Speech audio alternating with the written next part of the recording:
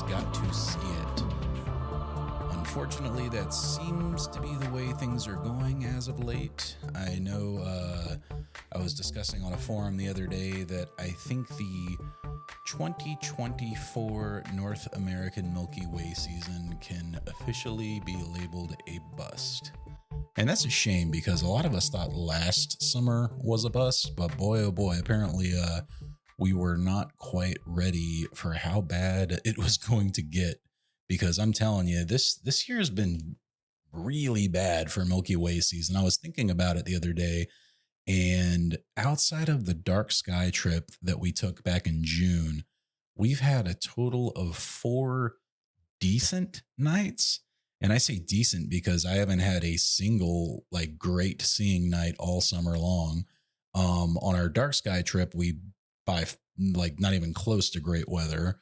You know, the first night we got nothing. We saw the Milky Way for about 1 minute before the clouds rolled in. And then luckily the second and third night, it did clear up enough for us to, you know, get a good view of the stars. But we didn't realize until later on while processing the photos that there were, you know, upper atmosphere clouds in nearly all of the shots. So not much we can do about that, unfortunately, but here's hoping M42 comes around soon and we can all start checking out Orion and company for the winter season, which shouldn't be long. Historically speaking, I believe last year, I want to say it was around September when I started waking up really early, you know, 5 o'clock in the morning, and there's Orion starting to rise. So I know it won't be too much longer now before he comes back.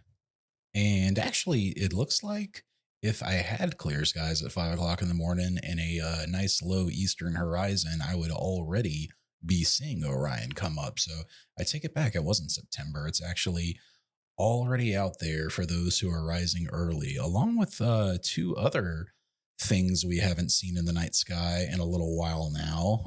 Venus and Jupiter are both up right now before dawn. Which is really awesome to see. You know, 5 o'clock in the morning, if you go out and look to the east, you will see them both.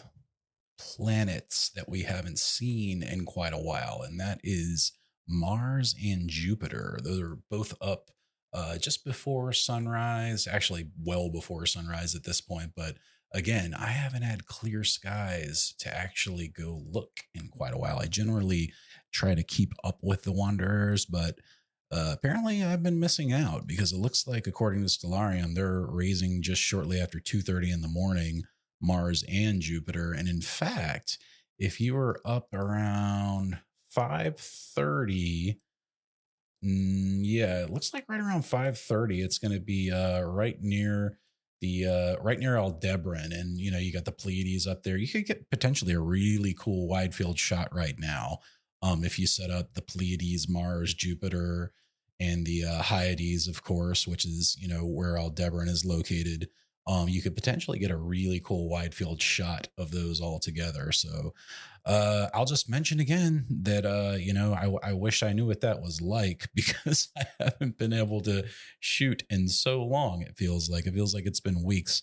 I think the best I've been able to do really is in the evenings when we get, you know, semi-clear weather. I tend to walk outside for, you know, half an hour and just look up at the stars because that's kind of the best I can hope for right now, unfortunately. And that's why I am so ready for the cooler weather to come back. And I don't know what's worse, having clouds all summer long or being in a location out west where you have clear skies, but then there's wildfire smoke that is just ruining your view of the night sky. I have experienced wildfire smoke here in Charlotte. It's pretty rare that we have to deal with that, but every once in a while there will be a fire in a you know, particular area of the state, and the winds will blow just so that Charlotte does get hit.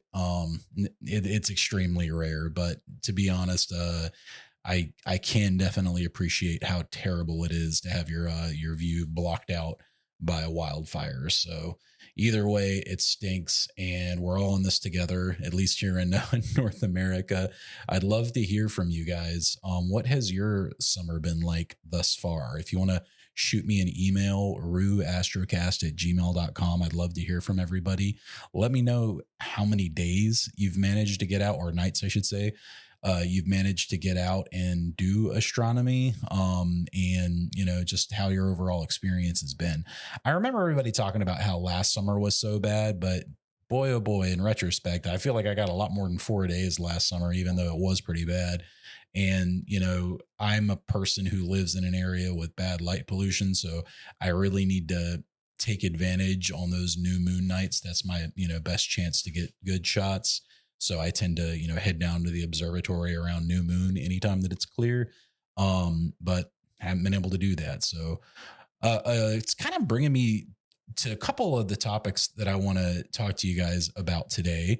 I actually got a email from a longtime listener, and he had mentioned why I haven't talked about remote observatories yet. And specifically this is becoming a trend in astronomy, or rather astrophotography right now. There's a lot of remote observatories that are popping up out west. So the idea is you get together an LLC, you build a building with a roll-off roof on it, and then you set up as many piers as you can fit in that building, and then you rent the piers out to whomever want to, have access to clear skies remotely. And it's honestly, it's a brilliant business model. And if I lived in an area, or I should say had the drive to, fly out west, get the loan, open up shop, all that, it's something that I would certainly consider doing. But I specifically haven't touched on that because I've actually been wanting to make that one of our interview topics for one of our upcoming shows. So actually, I took the opportunity as a hint, and I went ahead and reached out to the owners of one of these observatories to ask them if they would like to be interviewed on the show so they can talk about what they're doing, why they're doing it, etc. And at this point, I'm kind of just waiting to hear back from them. Hopefully I'll hear soon. If not, I will check with another one, because I know there are several folks that are doing it. There's one in particular that I have in mind that I would really like to connect with, though, because they seem to be doing it for just extremely reasonable prices, which I think is awesome, because, a lot of people who are into astrophotography come from all different walks of life. Even though we use very expensive gear, generally speaking, it doesn't mean that somebody's not, from a lesser income, point of life, and they still are big into astrophotography and want to be able to take advantage of awesome dark skies. So their mission is to be able to, allow anyone to have access to that, with a, reasonable amount of money. It's not like they're giving it away for free. They got to pay for the building and the utilities and the upkeep, and they have employees, obviously, that are taking care of all of these telescopes. So it's not like they're exactly giving it away, because they can't. But I do think that they are doing it for an extremely reasonable price. So I'm hoping I'll hear back from those guys. If we don't, then I will move on to the next group of folks that I have in mind, but it has not gone unnoticed. And in fact, I've been considering doing it myself, because I haven't made my mind up on whether or not I do want to build an observatory in my front yard, particularly after this summer that we've had, because I was thinking to myself, like, even if I did have my own observatory at home, I wouldn't have been able to use it much at all over the last 3 months, because it's just been so cloudy. Whereas, if it were out west in some of the more desert-like areas, you get 300 plus clear nights a year with no weather. That I could definitely take advantage of, especially if it's, for a very affordable price. So I'm definitely considering it. I got mixed feelings. I don't have like a ton of extra equipment. And honestly, if I was going to do it, I would want to send my best equipment down there, because why would you not want to use your best equipment with the, best skies that you have access to? I don't know. It feels kind of weird. I have mixed feelings on it. And that's one of the things that I want to interview those guys about, and ask them, what does it feel like to, operate a telescope remotely full time that you don't actually get to physically interact with? And does it take away from any of the experience, or does it actually, give back more to the experience of astronomy because you're able to do it more often.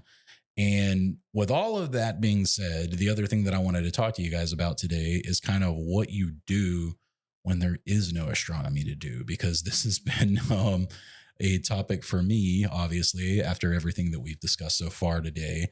And I've been kind of busying myself with a lot of little projects around the house, outdoors. I've been birding a lot more often, which is something that I've probably mentioned a few times on the show. I am a big birder. If you don't know, a birder is just somebody who likes to watch birds. They might use just binoculars to watch the birds, or they might be like me and use a camera to do their bird watching. And bird watching is something that is very near and dear to my heart because it is actually part of how I got into astrophotography. Because, whenever I was doing astronomy, when I was, getting started, and I wasn't able to do astrophotography any given night because of, light pollution. Well, let's not say light pollution. Let's say weather. I wasn't able to get out because of weather, for example. I still wanted to practice with my camera and get better. So I would take my camera out during the day and use it just to figure out, sensor speed, ISO, et cetera, et cetera.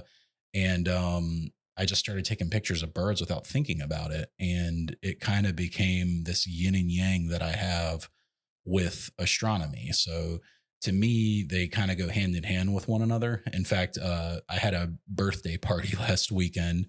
I just turned 40. So I had my 40th birthday. My wife, she didn't surprise me because we've been planning it together for a couple of months, but she put together a beautiful party for me, and we had friends over. And one of my friends had mentioned or joked around. He was like, "So which do you like more, space or birds?"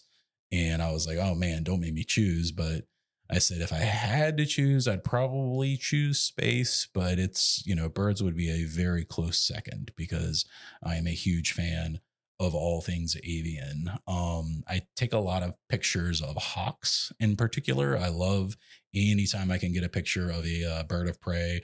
And generally here in Charlotte, it's a lot of hawks. We have a ton of red-shouldered hawks in the area, and a lot of them just fledged this year. Obviously, they hatched in the spring and now they're getting bigger. And there are several juvenile hawks in my neighborhood right now. And it's so funny watching them figure out how to hawk properly. For example, I was out a couple mornings ago with my camera, and there was one right across the street. We live in a neighborhood on a cul-de-sac street. So, really quiet street. And right across from my driveway, there was a hawk in my neighbor's yard. And he was like picking up branches and throwing them around with his beak and, spreading his wings up really high. And he just acting like a, like a kid, for a lack of better words. And it's really fun to watch them behave that way. And you get to see a lot of different, unique species interactions whenever you watch birds in the wild. I have seen pretty much every local bird that there are to be seen in the Carolinas. I've traveled out to the coast and seen lots of the, waterfowl out that way, of course. There are parks, big, giant parks, in fact, nature preserves and what have you, throughout the Carolinas. And there's actually one down by the lake here that I love to go to because there is a really nice trail that follows around the lake that you can kind of walk through the woods, and you will spot kingfishers oftentimes out there. And if you don't know what a kingfisher is, I would highly suggest looking up a photo of them. They're absolutely beautiful birds. They have this really beautiful iridescent blue color to them, and they have really big heads on top of their relatively smaller bodies. So they have kind of a goofy looking that way.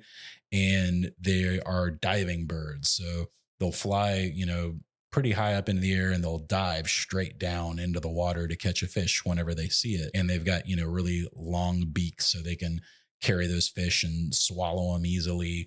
And just one of my favorite things to watch, and one of my favorite photos I've ever gotten is indeed of a kingfisher from that very same trail. Outside of kingfishers, I've seen lots of other cool, really awesome water birds. Like I love seeing a heron. Anytime I see one of those, I'm going to stop and take as many photos as I can.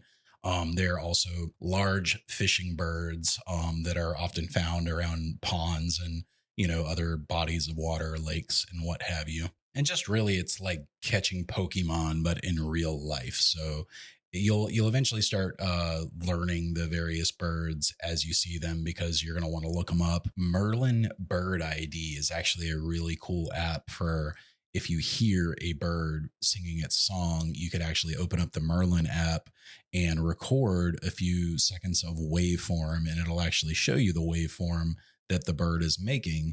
And then it will actually allow you to select the specific waveform of the bird that is calling out. Because, at any given time in a wooded area, if the birds are out, you're going to have 5, 6, sometimes a dozen or more birds all chirping and singing together at the same time. But they will generally have pauses in between where you can kind of solo out the particular bird that you're listening for.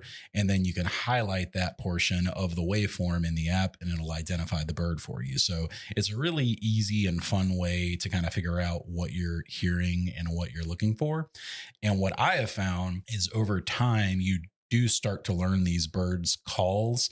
And I'm bad about remembering which bird specifically a given call is for, outside of a few that I definitely know, like a Carolina wren and a cardinal, just because they're some of the most common birds that I have in my area. And then obviously things like red-shouldered hawks that have just iconic sounds that they make. The famous hawk screech that you hear in movies, for example, comes from a red-shouldered hawk. So, but what I find interesting, even though I can't remember the names of all the bird songs, is you do remember the songs themselves. And what that leads to is when you hear a bird singing that you don't recognize, you instantly light up and you're like, whoa, what's that? I've never heard that before. Because this has happened to me on a multitude of occasions. And it's always a bird I've never seen whenever I pull it out. So I'll get out the Merlin app and I'll record. And sure enough, it'll, pull up and show me that, like, last time it was a Baltimore Oriole, which was super cool to see. This was during the heat of migration season, which is already kind of past, late in spring into early summer is when the migration season really takes off, and you're, bound to see all kinds of birds that are coming through and, flying back home, for the winter, if you will. So definitely something fun. You also have Picture Bird, which is an app that I use on Android. I believe it's on iOS as well. And as the name implies, it will let you take a picture of a bird and then it will scan it and tell you what it is. Early on, this can be incredibly useful whenever you're trying to determine what kind of bird is what, because there are a lot of different kinds of birds. And while most areas tend to have, less than 10 species that are very common, unless you live in like a, real lucky area for a birder, if you will, that has an incredibly diverse, range of species. But like in the Carolinas, for example, gold spare or cardinals, Carolina wrens, bluebirds, chickadees, these types of birds are the ones that we see on a normal basis. So outside of those, though, when you do begin to memorize all of the standard birds, if you will, in your area, it's super fun to use that app and see what kind of bird a new one is that you manage to snag a photo of. Another cool advantage of birding is you usually use telephoto lenses with birding. And I don't need to tell you, if you're into astrophotography, that telephoto lenses are super fun to use to look at space. So particularly if you want to, get a view of a planet, for example, or maybe the ISS while it's flying by, I've got a 800 millimeter Canon lens that I used for long range wildlife photography. So, if there's a hawk up in a tree that's really far away, I will use that lens to get photos of it. But that lens, if I put it on an APS-C, so like a crop sensor body, and that multiplies the visual magnitude by one, or not visual magnitude, the visual range by 1.6 on the Canon R7 body. It gives you an effective focal length of something like 1200 millimeters. So you're able to see a lot further than you otherwise would If you know, use something in the 400 to 600 millimeter telescope range, like I do with my 80 millimeter doublet that I use for my more zoomed in views of space, if you will.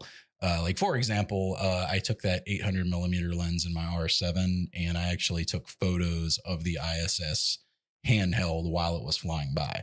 Now, I'm not going to tell you that I've got incredible detailed photos of the ISS, but I was able to pick out, you know, individual parts of it. So you can see the solar panels, you can see the fuselage. So you can see, you know, individual details on the space station with a lens like that, which is really awesome. Now, if you wanted to get, you know, a great view of that, you'd want to use, you know, like a 1200 millimeter with a 3x. God, it's been so long since I've used one. Barlow lens. That's the word I was looking for. A 3x Barlow on a 1200 millimeter might give you a more detailed view. Honestly, I don't do any planetary work yet, so I am not entirely sure on that. Don't listen to me. That's just kind of a wild guess at how you'd go about doing something like that. Planetary is something that I do want to get into in the future, but it requires much, much different equipment that I have now. And I haven't fully decided what my next scope's going to be yet. I've got a pretty good idea of how I want to go, but I am not 100% certain. But I guess the real question will be is if I'm going to ship it down to Texas or Oklahoma or wherever these dark sky remote observatories are popping up or not, because the more I think about it, the more tempted I am to do it. And, you know, outside of what I mentioned before, though, doing birding or wildlife photography or any type of daytime photography, one of the huge advantages that it will give you over, let's say, an astrophotographer who never does any other kind of photography besides astrophotography is it's going to make you a lot more familiar with your gear, particularly if you're using that same camera with your telescope. And even if you're not using your same camera with that telescope, you're going to understand the essentials and fundamentals of photography better. And there's no way that that can't make you better as an astrophotographer. It certainly isn't going to take anything away if you understand more about photography than the next guy does. So I would encourage anyone, particularly if you've had a really rough summer like I have here in North Carolina and haven't been able to get out under the stars as often as you'd like, to maybe consider doing a different type of photography in addition to your astrophotography. I'm not saying give up on astrophotography, not by a long shot, because it's still my absolute favorite type of photography to do. But this is a way that you can keep your mind engaged. You can keep your wits sharp as far as using your gear and being comfortable with it. And really, it's just a lot of fun. I have so much fun when I'm out, like on a trail on a nice morning, and the birds are out chirping, and I'm just getting photos of everything here, there, and everywhere. It's a blast. So I would highly encourage anyone to give that a try if you haven't. If you wanted a recommendation for a camera and a lens, I shoot Canon myself, as most of you probably know. I own an R5 and an R7 camera, and then I own a whole multitude of lenses. I was actually just talking to a good friend of mine, Darius. He came to my party last weekend, and he is considering getting his first mirrorless camera. And he was asking me, you know, what would you pick if you were me? Essentially, you know, the age old question. And it's really tough if you're a photographer to tell somebody what brand to pick, because like I'm a Canon photographer and I think I'll always be a Canon photographer because I love Canon. But I fully understand the implications of what it would mean to suggest the RF mount, which is Canon's mirrorless system, to somebody who does not yet own a mirrorless camera, because other companies, like let's just say Sony, for example, have access to a whole host of third-party lenses that the Canon does not, because early on, Canon did not open up their RF mount to third parties. And in fact, they just recently, I guess they've said they've opened it up, but I think they all still have to get certification from Canon, if I'm not mistaken, to be considered a real RF mount lens.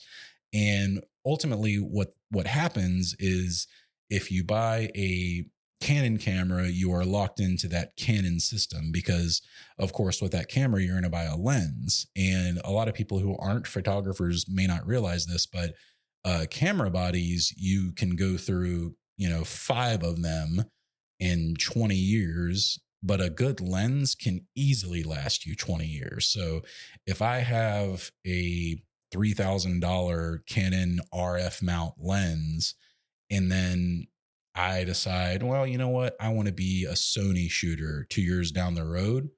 I'm not going to be able to adapt that Canon lens to work with my new Sony camera.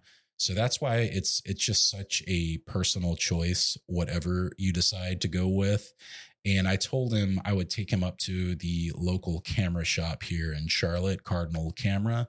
I'm big fans of theirs. They do awesome business up there, and they always have really great prices. They are not a sponsor of the show, but they honestly do. The guy has beaten, every online price I've ever seen before. He gave me my 800 millimeter lens, the one that I was just talking about a few minutes ago. I got that for $750 from him when it was going for $999 literally everywhere else. So, if you get in with a local camera store, they're going to do deals for you. They love repeat business. If you can, buy a camera from them, buy a couple lenses from them, if you keep coming back with your business, you're going to end up making a good relationship with them, and they're going to look out after you whenever you want to get new gear. But anyway, I offered to take Darius up there so he could actually get hands on with all of these various cameras and kind of see, what he likes and what he doesn't like, because he might love a Sony camera and I might love a Canon camera. And I don't want to, tell him, oh yeah, buy this Canon. Then he goes out and buys it. And then he really gets into photography.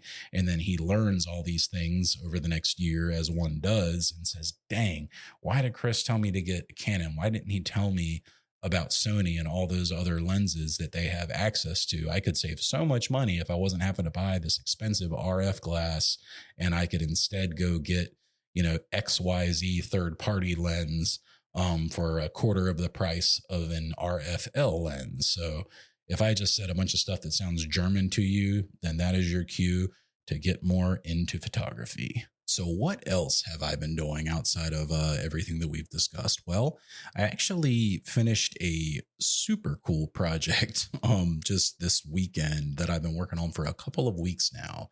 It's funny because I stumbled across this while, God, I can't even remember what I was looking for, but I stumbled across it on the internet, as one does stumble across things on the internet from time to time. And what is rare is to stumble across something that truly interests you and you say, oh my goodness, I must make one of those. So if you guys have ever heard of a Raspberry Pi, it is a small computer that is very inexpensive. I think when they first came out, they were famous for only being $25. So it was like the first time anyone had ever made an all-in-one computer for $25. And they still make great all-in-one computers that are about the size of a deck of playing cards. And they're still very inexpensive. Now they're more expensive than $25, but you can find like a Raspberry 3 or 4 for around $50 online. I think if you get the newest one, which is the 5, you're looking at $80 to start, if I'm not mistaken.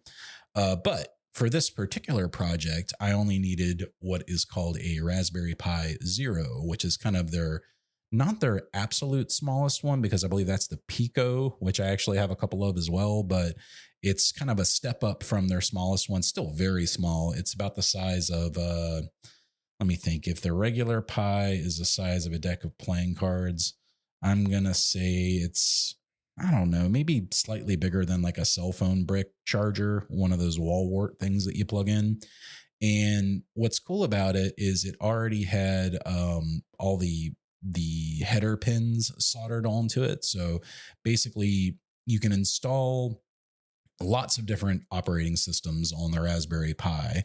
But generally speaking, you're going to install a variety of what is known as Linux, which is an open source distribution operating system that has been around forever in computers. And the Raspberry Pi actually has their own flavor of Linux called Raspbian, if I'm not mistaken. And the project itself had you installing kind of a custom setup of this particular version of Linux that would boot and do something very particular when it came up. Um, and I'll tell you in just a second what it is that happens when you boot this computer up. All right. So to answer that question, first you must know that I needed a 3D printer in order to finish this project. And 3D printers are interesting to me because I remember thinking to myself when they first came out that they were going to absolutely change the world. And it seems like it's been kind of a slow adoption to getting there. But then if you step back and look as a whole at what 3D printing is doing, it actually is very, very much changing the world in terms of its different applications. There are literally houses that are being 3D printed now, medicine that's being 3D printed. They're working on food that gets 3D printed. But for our purpose, we're talking about just a small home plastic printer. So something that prints like PLA plastic, basically, on a small surface that you can basically drop custom files into that you can find online or make yourself. I had wanted to get one for a long time, but the prices were a little bit more than I wanted to pay. And most of the stuff that I saw being made by friends that did have them were just little trinkets. And don't get me wrong, I absolutely love trinkets. I've got a whole shelf in my office dedicated to them, actually, multiple shelves. And that's anytime I go somewhere, I always just get a little trinket as my souvenir. No matter how big the vacation is, I just bring back a tiny little trinket. It can be a seashell or a coin or what have you, but that's just what I do. That being said, though, I don't need to 3D print and paint my own trinkets. So I was kind of waiting for 3D printing to get, a little bit more useful than that for the average home user.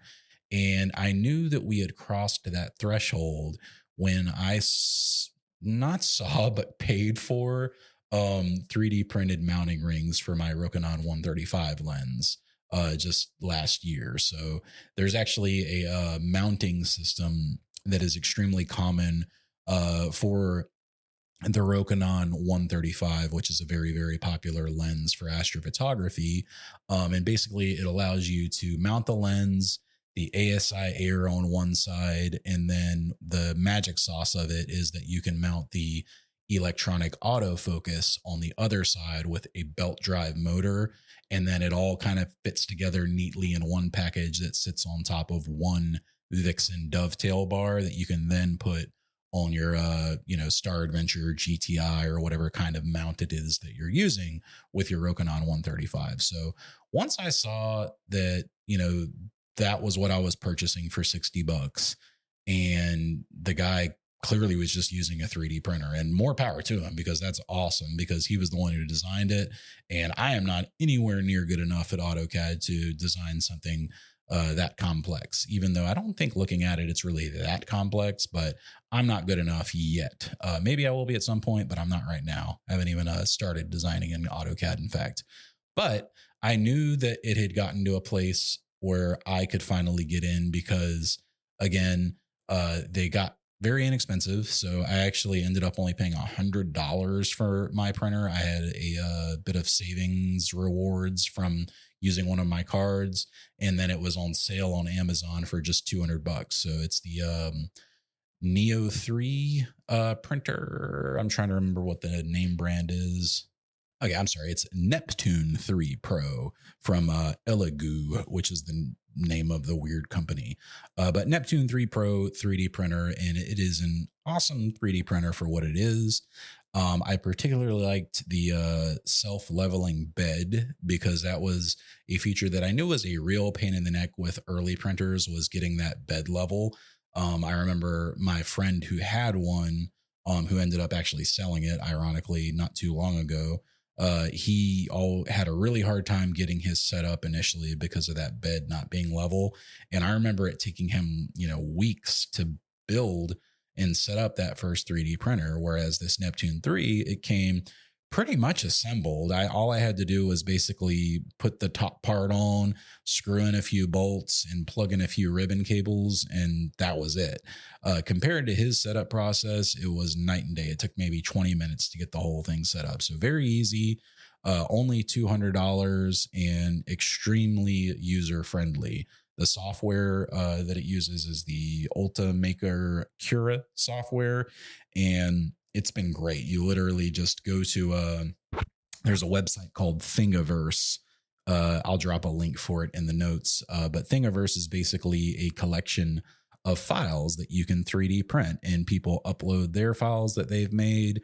And then you can go on there, you can download them. It even has a feature called Remix. So like you could download something and then make your own adjustments to it in whatever CAD software that you're using, and then share it back to the site, and it'll show up as a remix under the original person who made the original 3D model. So really, really cool site. And that is actually the site that I was on when I saw what I had to have. And what I had to have is actually something that I have been dreaming about since I was a little boy. And I'm not making that up. So when I was just, I guess as far back as I can remember, really, but I guess I was around 7 or 8 years old. And on Sunday nights at 8 o'clock at night, actually, no, I'm going to back that up. Was it Thursday night at 8 o'clock? I think it was Sunday night at 8 o'clock to begin. No. I think it was Thursday night at 8 o'clock. The Simpsons would come on TV. So I'm going to look that up real quick because it's going to drive me nuts if I can't know. All right, I'm not crazy. It was Thursday nights. So when The Simpsons was in its prime, like, seasons 1 through 10, and I'm not sure when exactly it stopped, but back in the day in its prime, it would air on Thursday nights at 8 p.m. And I was always there to catch the couch intro. Me and my brother would race to the television when we heard the music playing because we never wanted to miss a good couch gag. In fact, if one of us was across the house and maybe the bathroom or in, the back part of the house where the TV was not, which was in the living room, it was an unwritten rule that the other brother would shout and let them know that they were going to miss the couch. So you always had to, be on point on 8 o'clock at night on Thursdays so you could make sure that you didn't miss the couch gag. And I think afterwards, Married with Children, I think, would come on, if I'm not mistaken. It might have been like another cartoon, and then at 9 o'clock, Married with Children came on. They went through various shows at the 8:30 time spot. I think Dinosaurs was on at one point. And I could always, it was 9 o'clock, I think, when Married with Children came on, because it was almost bedtime whenever Married with Children started coming on. So anyway, flash forward 30 years later to 2015, and The Simpsons World had been released as an app. So this is prior to Disney Plus, prior to Disney buying The Simpsons, and FX was actually, they had a second channel known as FXX, or was it FFX? No, FXX. So like FX2. And all they showed all the time was The Simpsons, which was super cool, because you basically had a TV channel that you could turn on and just have The Simpsons on 24/7. But it was 2015 and I was an early cord cutter, so I did not have access to this. Luckily, my in-laws did have access to this. And if you had cable television, you could download the FX World app, and then you could have the World of Simpsons on your smart device. So in my infinite wisdom, I downloaded this app and I put it on a Fire tablet, which was an Amazon Fire tablet at the time. They were very cheap, inexpensive tablets. They still make them, but I think you could get one for like $50, which, in 2015 was a really big deal to be able to get a tablet for $50, especially one that could actually play decent video. And then load up the Simpsons app. And then I made this box and I literally just took a cardboard box. I cut out a hole where the screen could go. I put the tablet, inside the box, and then I kind of taped it all up, and I connected a speaker on the inside of the box and poked holes in the back. And then I even had a little USB battery pack on the inside of the box. So you could plug the box into power, but even if you unplugged it, it could run for, a couple of hours before plugging it back in, playing The Simpsons. And it was the original test of the device that I ended up making this past week. It was the beta test, if you will. So it worked pretty well. But it was a lot bigger than I would have liked to seen in a perfect form factor, just because there was unnecessary space used by the box. The speaker was in its own housing. It was like basically its own little Bluetooth speaker. And really, I wanted something more automated because with the tablet, you had to open up the app, you had to press play or shuffle, and then various things happen with Wi-Fi and it might stop playing, and that kind of ruins the feel. I wanted something that was always playing The Simpsons, but only seasons 1 through 12, because past season 12, not so great in my opinion. And that's in a lot of people's opinion. Most people actually say seasons 1 through 10, but I find 11 and 12 have their own charm. So if you haven't turned this off yet, I thank you. We're getting to the good part. So anyway, huge fan of The Simpsons, built a device back in 2015 that kind of played Simpsons 24/7. And then while I was on Thingiverse a few weeks ago, I stumbled across the Simpsons TV. So we're talking a small 4-inch, probably by 3-inch TV that literally looks like the purple Simpsons TV. And inside of the TV, there is a Raspberry Pi Zero and then a 2.8-inch touchscreen that runs that custom version of Linux. And while you're setting it up, you actually program the Raspberry Pi to automatically boot up, automatically load up a video player, and then automatically shuffle through X directory, where X is all of the Simpsons episodes in one folder. So basically I had to learn a few new skills. Obviously 3D printing was one of them. That was actually really the easiest part of the whole process. I got a 3D printer. And again, I wanted one for a while now because I knew that there were lots of bits and bobs for astronomy that I could use it for. And in fact, I'm finding lots of other uses for it around the house, just for, little things like hooks and cable management and, fun things too. I printed a little Buddha for my wife, which was the test print. But there will be a lot of uses for it. But the main one I bought it for was so I could build this Simpsons TV. So after learning how to do the 3D print, I worked my way through printing out all the files for the Simpsons TV. And then I, purchased a Raspberry Pi Zero, which was only $20. The screen was actually more. I think it was $45, if I'm not mistaken, for the touch screen that you plug in to the Raspberry Pi Zero. And then I had to learn how to solder, because you actually have to have a speaker so you can hear it playing, because I didn't want something that had like an external Bluetooth speaker, because then it's not a fully contained unit. If you don't have a little TV that's making sound, do you really even have a little TV? But unfortunately for me, in order to get that sound working, I had to learn how to, not unfortunately, but rather fortunately, I should say, because learning a new skill is a great thing. I had to learn how to solder. And believe it or not, I had never really soldered in my life. I did own a soldering gun or soldering iron, but I had never really had an opportunity to use it. So this was the perfect time to learn how to solder. I actually broke something on a motherboard not too terribly long ago that ended up making me replace my motherboard. And had I known how to solder, I might not have needed to do that, because I could have possibly soldered a new replacement part on.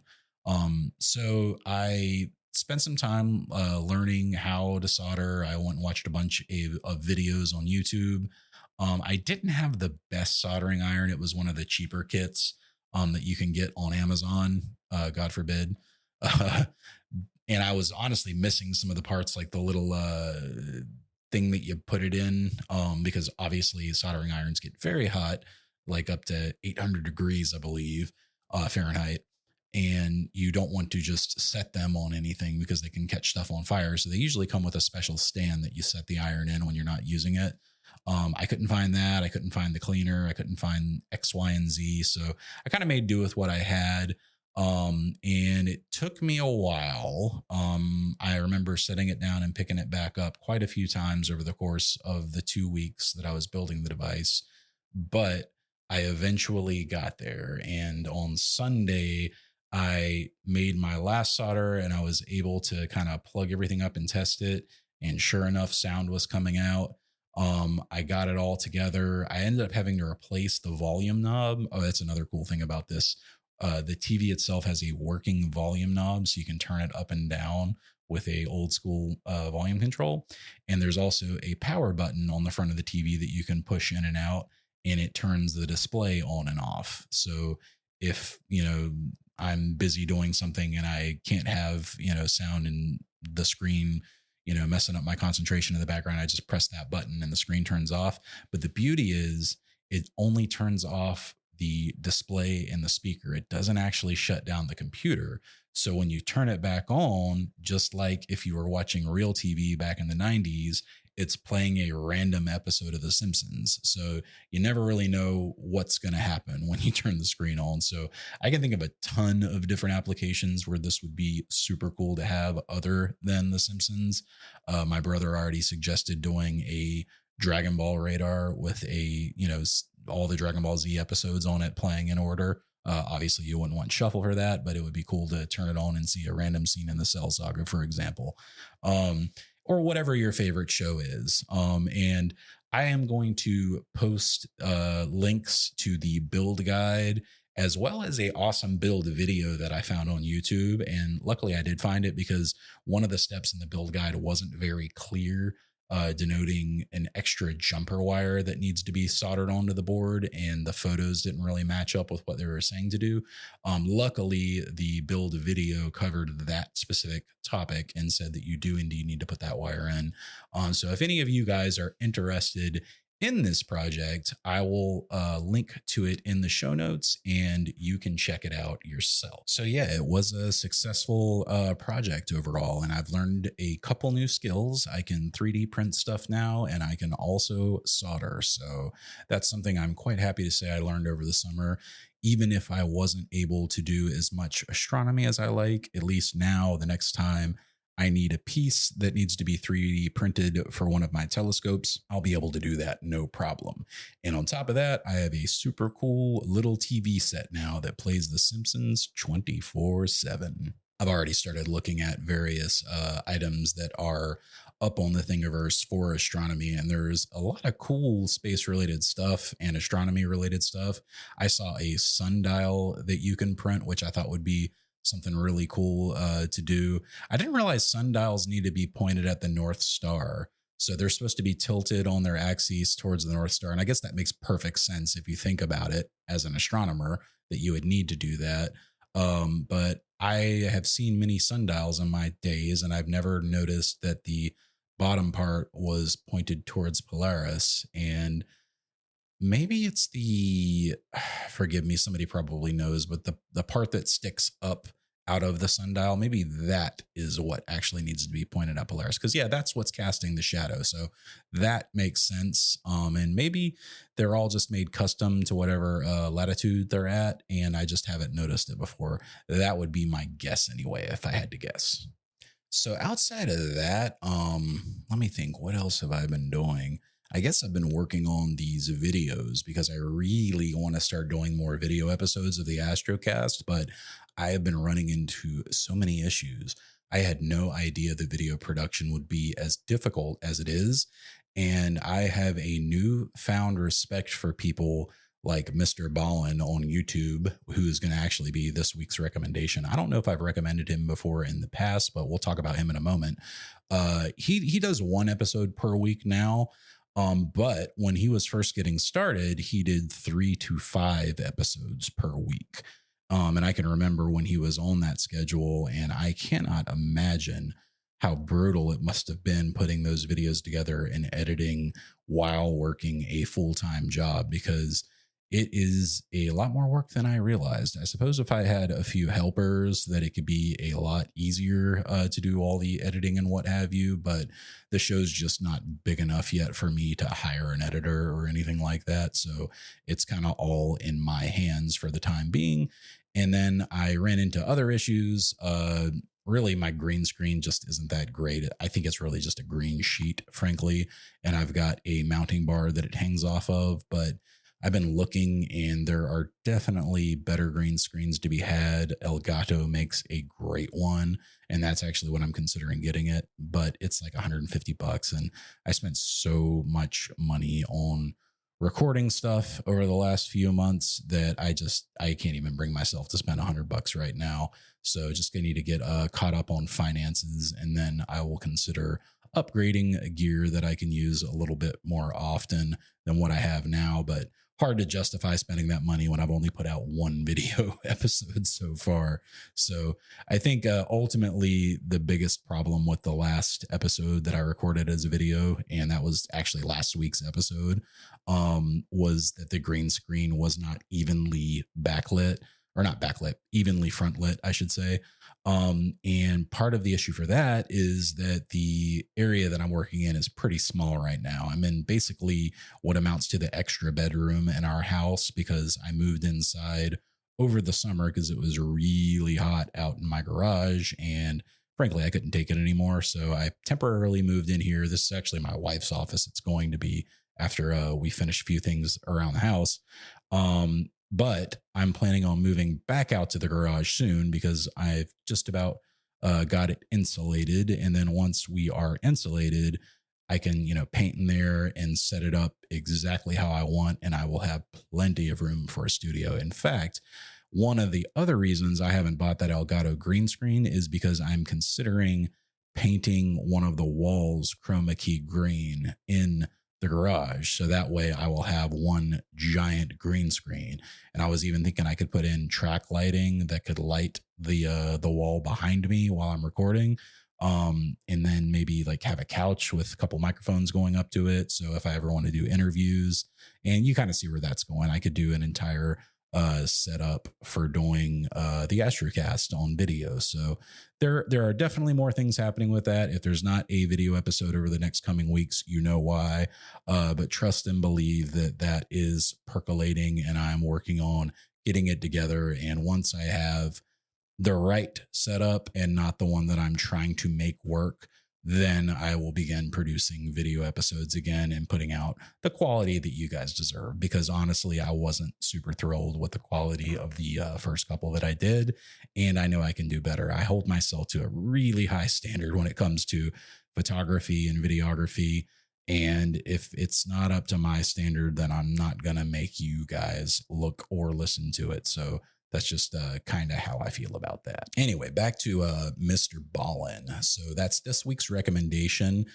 He is actually a pretty famous YouTube star. He is known for telling strange, dark, and mysterious stories over the internet. So basically, it's just him in front of a camera. They occasionally show photos of things that happened during the story. So like, if he's talking about something that happened to a particular person, it'll bring up a photo of that person. And these are some of the best stories that you've ever heard in your life. And best of all, they're all true. So if you haven't somehow heard of Mr. Ballin, I'm telling you now to, drop whatever you're doing after the Astrocast and go on over to YouTube and look up his channel. That's just MRBALLEN. I think his name is John Ballin. That's his actual name. But he goes by Mr. Ballin. He's like one of the best storytellers that you will ever hear. He also has a podcast. He actually has several podcasts because his whole brand has grown so much over the last couple of years that he kind of has an umbrella that various other podcasts are under. But they're all really, really good. And I would highly encourage you to check them out. Finally, one last thing that I want to mention to you guys that I am really, really proud of. I got a notification this morning from Spotify that our ranking had been updated. And I didn't really know what that meant. And I went and looked online, And the Astrocast is now mentioned in the very top results when you search for astrophotography on Spotify podcasts. So that is really, really awesome. I wanted to test it out because obviously I brought up the Astrocast on all of my devices. So I walked in to my wife's office this morning. She was on her work computer. I said, do me a favor, go to spotify.com, click on podcasts, and then just search for astrophotography. And sure enough, the Astrocast popped up right beside Star Talk with Neil deGrasse Tyson. So that was absolutely epic. So I want to thank all of you guys for getting us to this point. To even be mentioned in the same sentence as somebody like Neil deGrasse Tyson is super, super cool. So, my goal for the show has always been to have him on as a guest at some point. I always say, the Astrocast will have made it when we have Neil on as a guest. And that may or may not be a realistic goal and expectation, but if you're listening, Neil, watch out because the Astrocast is coming for Star Talk. We're going to get your audience and we're going to get them taking photos of the night sky and listening to some guy named Rue from North Carolina. So guys, that is just about going to do it for this week's episode. A little bit of a weird one. I know it was a little bit all over the place, but I really wanted to check in and catch up with you guys, see how everybody's been doing, and just kind of give you an idea of what I've been doing this summer other than astrophotography, because clearly I haven't had enough time to do as much as I should. So thank you so much for listening to the Astrocast. I am your host, Rue. We will be back next week with another new episode, and I promise it will be an astrophotography forward episode. Thanks so much for listening. Clear skies.